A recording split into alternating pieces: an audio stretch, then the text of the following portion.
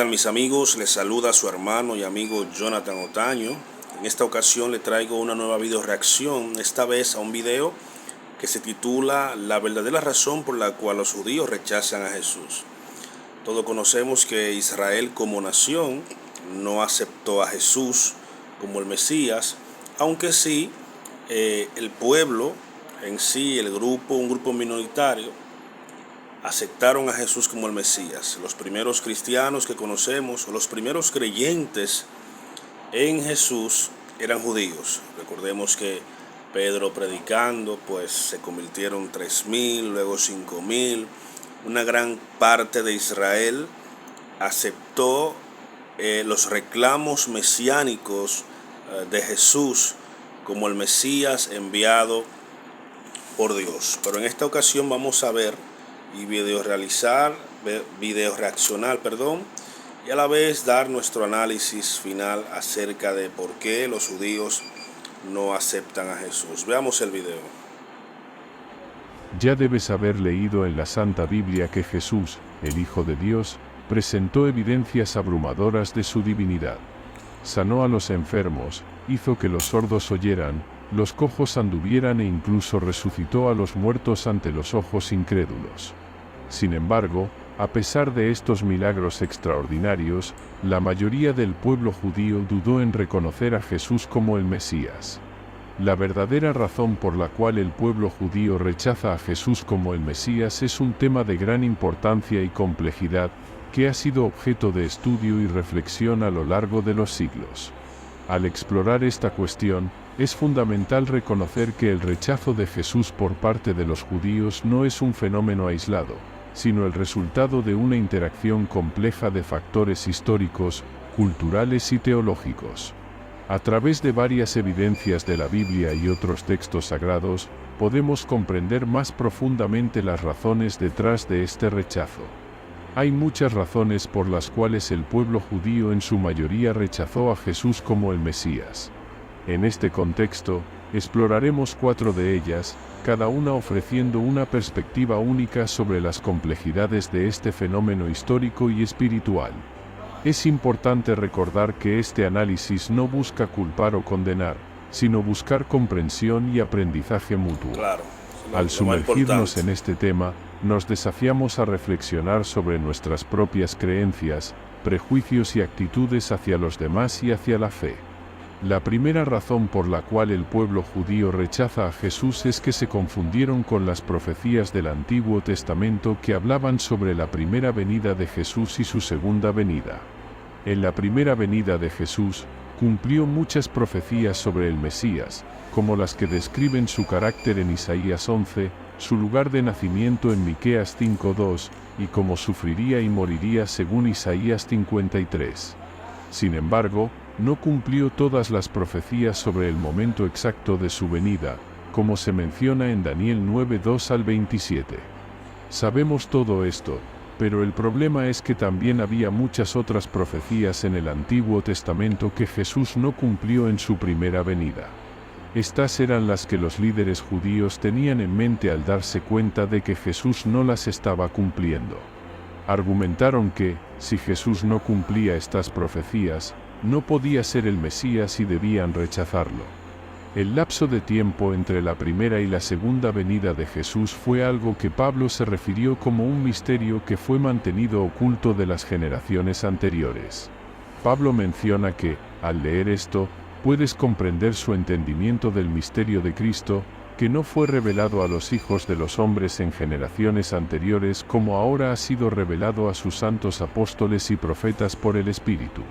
¿Cuál es ese misterio? Este misterio es que los gentiles son coherederos, miembros del mismo cuerpo y participantes de la promesa en Cristo Jesús por medio del Evangelio. Entonces, en la mente judía del primer siglo y también en siglos anteriores, se esperaba que el Mesías hiciera todas las cosas que el Antiguo Testamento profetizó, sin dividirlas en 2 venidas. Ahora, déjame dar algunos ejemplos de algunas de las cosas que esperaban que Jesús hiciera y que él no cumplió en su primera venida. Pero primero, el contexto es muy importante para esta discusión. En el momento en que Jesús comenzó su ministerio terrenal, el pueblo judío estaba bajo una severa opresión romana. No eran libres para gobernar sus tierras como querían. Entonces, había una expectativa mesiánica de que cuando el Mesías viniera, liberaría a Israel de toda la opresión romana y establecería un reino terrenal donde el pueblo judío sería el grupo principal que reinaría y gobernaría con el Mesías en su propia tierra. Claro está que Jesús no cumplió estas expectativas durante su primera venida, pero lo hará en su segunda venida. Con este contexto, hablemos sobre algunas de las cosas que esperaban que Jesús hiciera.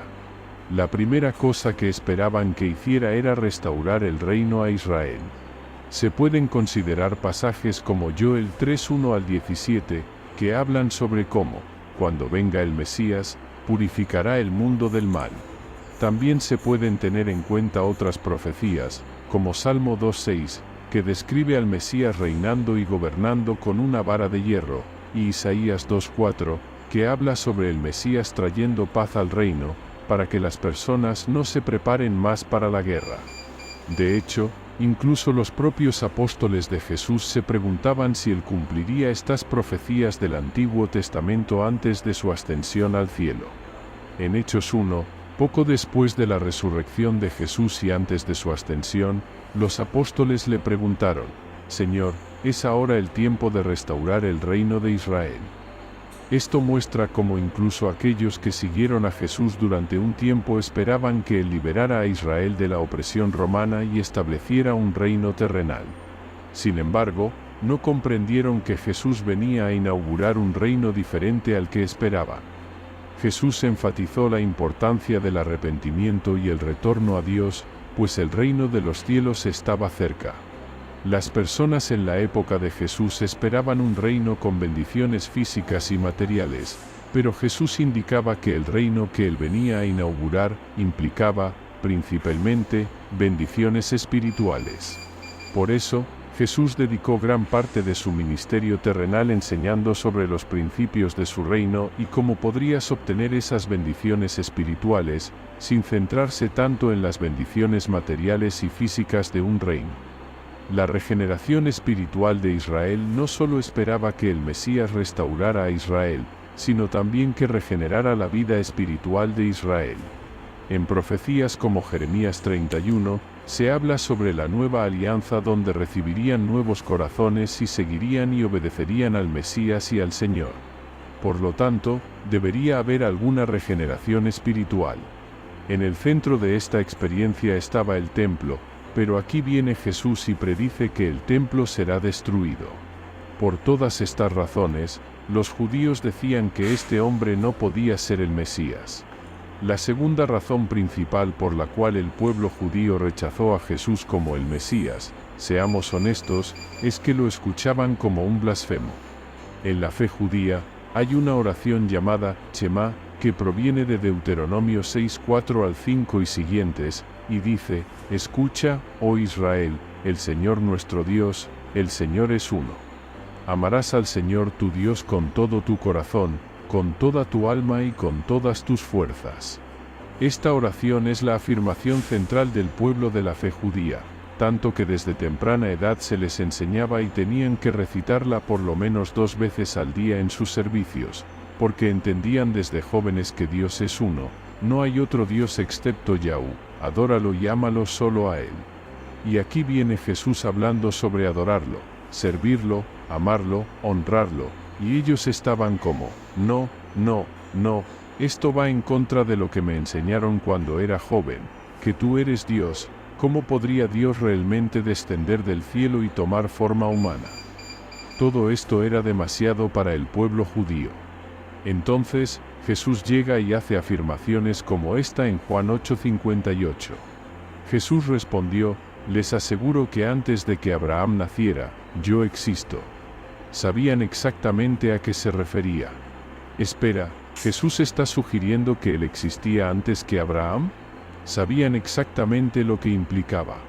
Estaba afirmando ser Dios. Porque, ¿cómo podrías existir antes de Abraham? Lo que implica que has existido eternamente. Pero no solo eso, cuando dijo las palabras, yo soy, entendieron que estaba reclamando divinidad para sí mismo, porque esas dos palabras son lo que se llama el nombre divino en la fe judía, Yahvé. Cuando Dios le dijo a Moisés, ¿quién debo decir que me envió? Dios le dijo a Moisés, diles que, yo soy, me envió. Así que cada vez que Jesús usaba la palabra, yo soy, para referirse a sí mismo, lo veían como un blasfemo, como sabemos porque en el siguiente versículo dice, en ese momento, tomaron piedras para apedrearlo. Pero Jesús se ocultó de ellos y salió del templo. Mira, la blasfemia en la fe judía era castigada con la muerte por lapidación.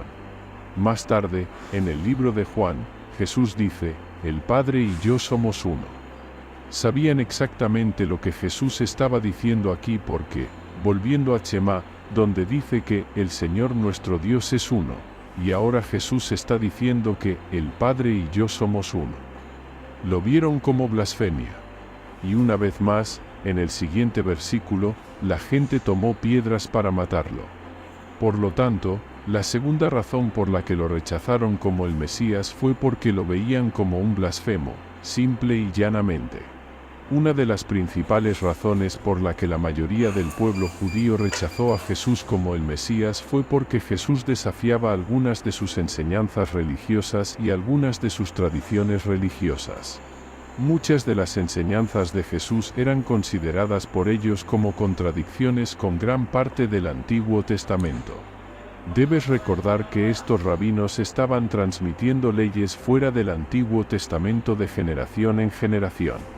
Entonces, cuando Jesús entraba y comenzaba a desafiar algunas de sus leyes sagradas, y algunas de sus tradiciones y prácticas, esto los ponía inmediatamente a la defensiva. Pensaban, ¿quién es este hombre para venir y traer algún tipo de nueva ley o nuevo enseñamiento para nosotros escuchar? Déjame dar un ejemplo. En Mateo 15, dice que algunos fariseos y maestros de la ley religiosa vinieron de Jerusalén para ver a Jesús. Le preguntaron a Jesús por qué sus discípulos desobedecían la tradición secular de lavarse ceremoniosamente las manos antes de comer. Y aquí está Jesús, una vez más, trayendo la idea de que no se trata tanto de la suciedad en el exterior de las manos. Sí, eso es importante, pero lo más importante es asegurarse de que los corazones estén limpios.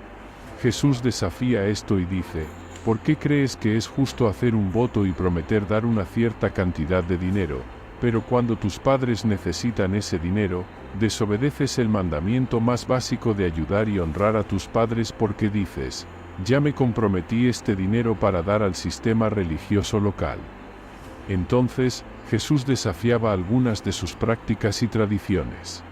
Jesús también está tratando de redefinir lo que significa trabajar en el día de sábado. Además, está enseñando que deben amar a sus enemigos y orar por ellos, lo cual era totalmente diferente a lo que decía el Antiguo Testamento sobre castigar el mal, especialmente en el contexto de la opresión romana bajo la que vivían. Estas enseñanzas iban en contra de lo que estaban acostumbrados.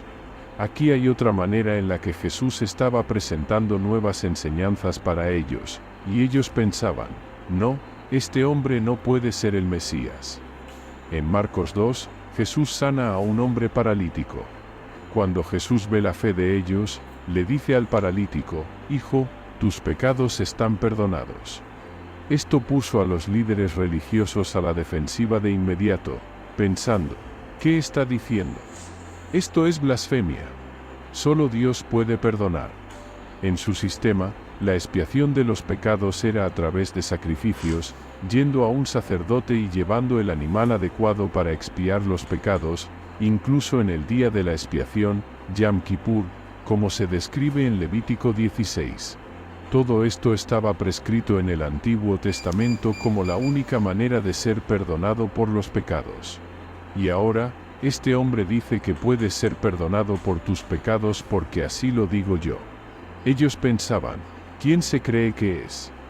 A medida que Jesús continuaba enseñando estas cosas que iban en contra de lo que sus líderes religiosos enseñaban, estos líderes comenzaron a sentirse amenazados y sintieron la necesidad de controlar la situación.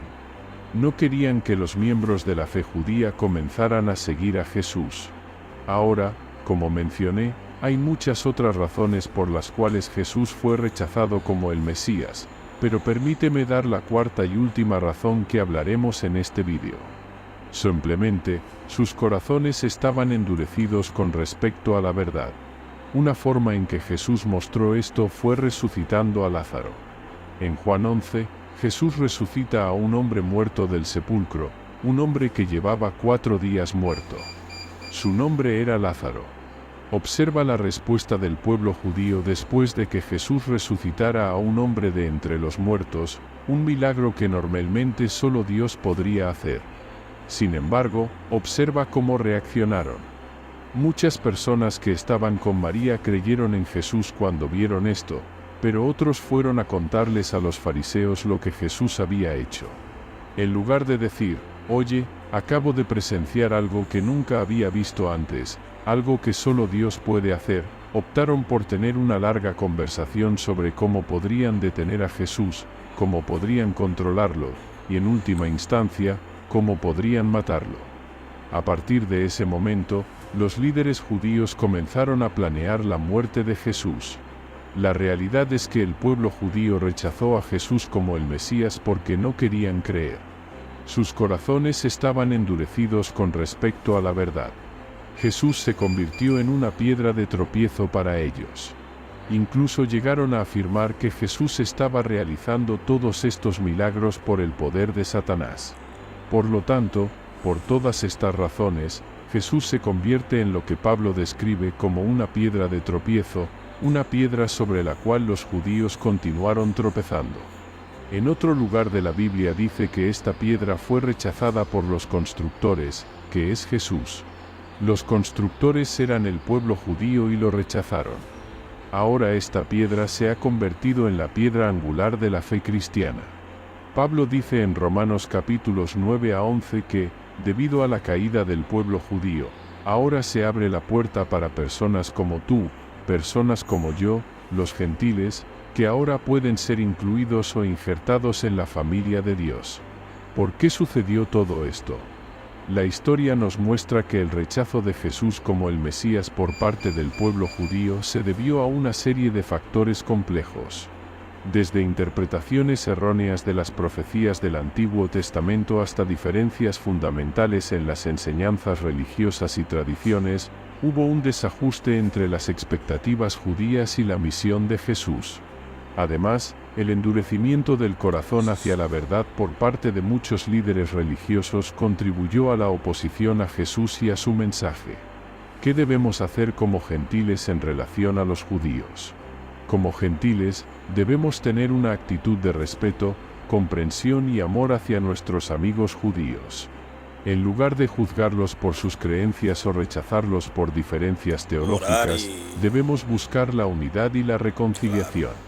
Es importante mostrarles el amor de Cristo a través de nuestras acciones y palabras, y estar dispuestos a compartir el Evangelio con ellos de manera respetuosa y compasiva. Entonces, ¿cuál debería ser nuestra actitud de corazón hacia nuestros amigos judíos? Nuestra actitud de corazón hacia nuestros amigos judíos debe reflejar el amor y la compasión de Cristo. Debemos estar abiertos a comprender sus creencias y experiencias, y mostrar empatía hacia sus luchas y desafíos.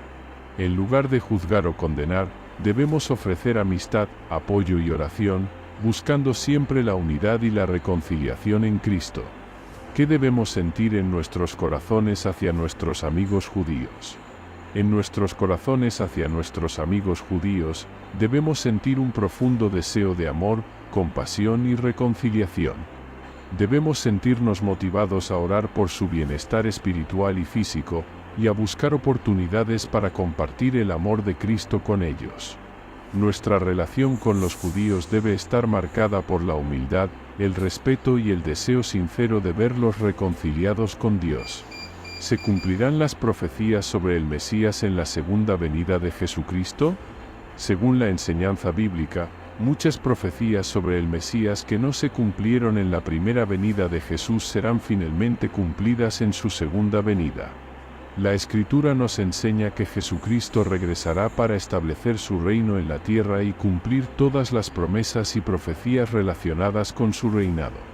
Como creyentes, Esperamos con fe la segunda venida de Jesucristo, confiando en que Él cumplirá todas las promesas que se han hecho en las Escrituras.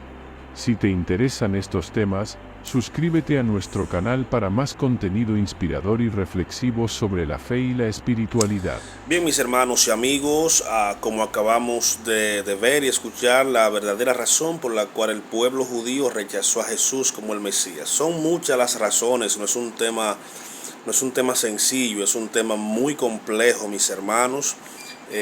Jesucristo prácticamente vino a deshacer un sistema que tenía miles de años.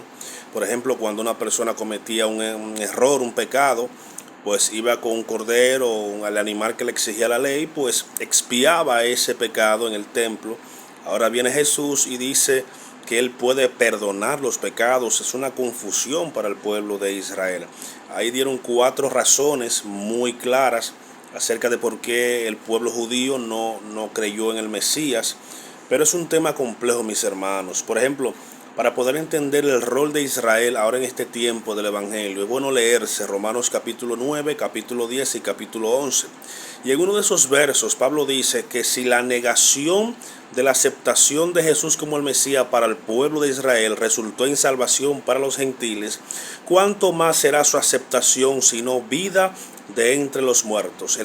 El pueblo judío como nación, repito y aclaro, porque muchos judíos aceptaron al Mesías, muchos sacerdotes se convirtieron a la fe del Mesías, muchos rabinos, fariseos se convirtieron a la fe del Mesías, o aceptaron, porque el término convertir no aplica en el judaísmo, sino aceptar a Jesús como el Mesías.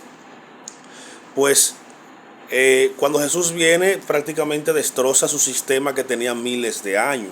Pero hay un misterio ahí. Pablo dice que Dios pues prácticamente cegó el entendimiento de los líderes religiosos. Prácticamente lo que Pablo está haciendo en Romanos capítulo 9, 10 y 11 es una apologética de cómo entender lo que está pasando aquí.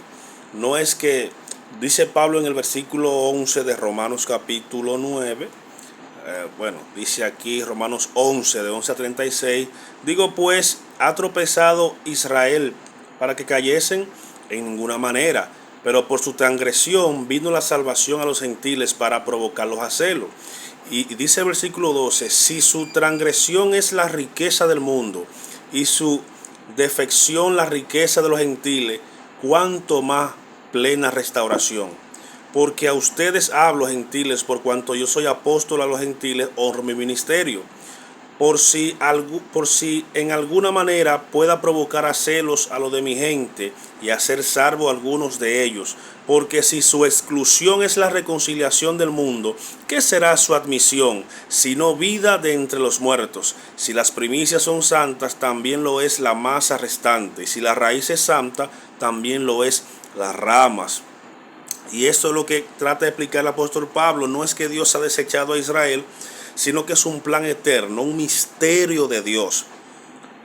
Pero muchos judíos sí aceptaron a Jesús como el Mesías. Muchos, 5,000, 3,000, una gran multitud seguía al Mesías. Reconocieron y pudieron ver en Jesús a Dios el Padre. Así que Dios le bendiga mucho, mucha paz, que la paz de Cristo que sobrepasa todo entendimiento esté con ustedes hoy y siempre. Nos vemos en un próximo video.